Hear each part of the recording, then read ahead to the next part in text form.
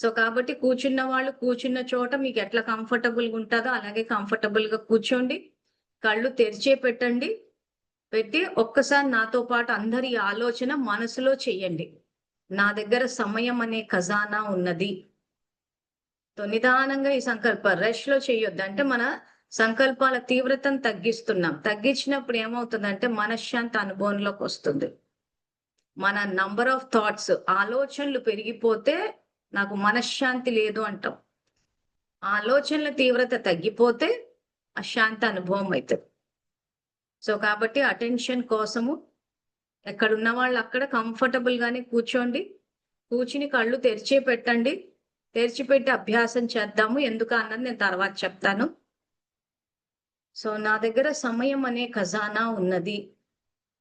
So అందరూ మనసులో ఇది అభ్యాసం చేయండి నిదానంగా.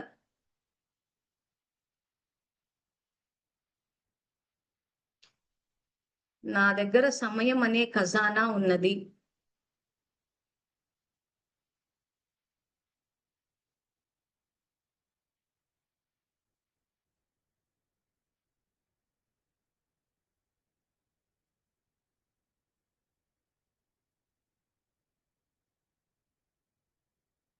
సో ఈ సంకల్పము సిద్ధించాలి, ఈ సంకల్పానికి శక్తి రావాలి అనంటే ఇక్కడ భగవంతుని పాత్ర మొదలవుతది.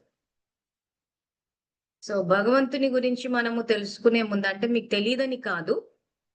కానీ ఎక్కడ భగవంతుని పాత్ర మొదలవుతది, ఏది మనం చెయ్యాలి, ఏది భగవంతుడు చేస్తాడు అన్న విషయంలో క్లారిటీ రావాలి.